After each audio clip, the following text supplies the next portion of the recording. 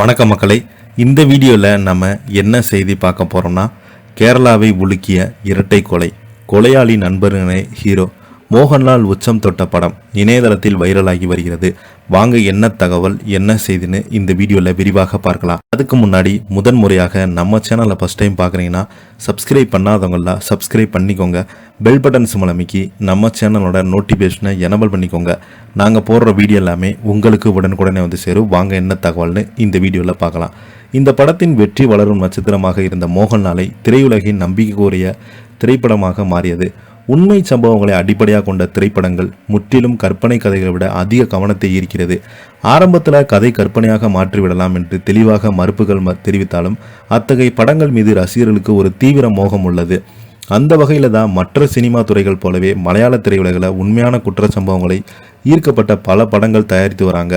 சுவாரஸ்யமாக பிற்காலத்தில் அந்த துறையின் மிகப்பெரிய சூப்பர் ஸ்டாராக ஒருவராக தாதா சாஹேப் பால்கே விருது பெற்ற உயர்ந்த மோகன்லால் தனது ஆரம்ப காலகட்டத்தில் அப்படி ஒரு படத்தில் நடிச்சிருக்கிறாரு. உண்மையிலே அந்த படம் மாபெரும் வெற்றி அடைந்ததன் மூலம் புகழின் உச்சிக்கு செல்ல முக்கிய பங்களித்தது. மதராசிலோ மோன் என்ற தலைப்பு கொண்ட அந்த கிரைம் திரைப்படத்தில் ஹிட்மேக்கர் சசிகுமார் இயக்கியிருந்தார். கவிகுர சிவராமன் பிள்ளையின் கதையை தழுவி PM நாயர் திரைக்கதை எழுதியிருந்தார். ஆச்சரியம் என்னவென்றால் இந்த படம் நிஜ குற்ற சம்பவத்தின் முக்கிய குற்றவாளி பெயரை படத்துக்கு தலைப்பாக வைத்திருக்கிறாங்க. அந்த கேரக்டரில் நடிகர் ரவீந்திரன் நடிக்க மோகன்லால் இந்த படத்திற்கு மற்றொரு முக்கியமான கேரக்டராக நடித்திருந்தார். ரவிக்குமார், KB, உம்மா, பகதூர் ஆளுமுடன் மற்றும் ஷீலா ஆகியோரிடம் முக்கிய வேடங்களில் நடிச்சிருந்தாங்க.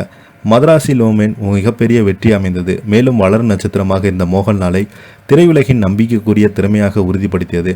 இயக்குனராக சசிகுமாருடைய பெயர் ஒருபுறம் இயக்க இந்த படம் 1980களில் தொடக்கத்தில் கேரளாவில் பெரும் பரபரப்பை ஏற்படுத்தி கரிக்கன் வில்லா இரட்டை கொலை சம்பவத்துக்கு ஈர்க்கப்பட்டதான் பார்வையாளர்கள் திரையரங்குகளுக்கு நோக்கி படையெடுக்கும் முக்கிய காரணமாக இருந்தது.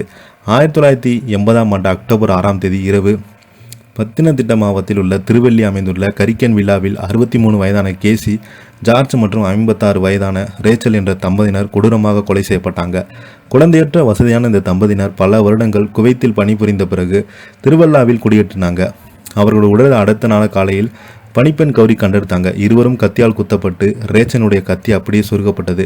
இந்த தொடர்பான காவல்துறை விசாரணையில் ரேச்சனின் நகைகள் ஒரிஜினலாக கணிசமான அளவு ரொக்க பணமாக போயிருந்த தெரிய வந்தது. விசாரணையின் போது வீட்டிற்கு சிதறி எழுந்த நோக்கி போலீசார் இட்டு சென்றது. இந்த படத்தினுடைய கதை தான் இப்போது வைரல் ஆகிட்டு வருது. இதை பற்றி நீங்கள் என்ன நினைக்கிறீங்க? கீழே உள்ள கமெண்ட் பாக்ஸில் மறக்காமல் பதிவிடுங்க. இந்த வீடியோ பிடிச்சிருந்தா லைக் பண்ணுங்கள், ஷேர் பண்ணுங்கள், கமெண்ட் பண்ணுங்கள். அப்போ தான் நாங்கள் போடுற வீடியோ எல்லாமே உங்களுக்கு உடனுக்குடனே வந்து சேரும். வாங்க என்ன தகவல்னு. நன்றி, வணக்கம்.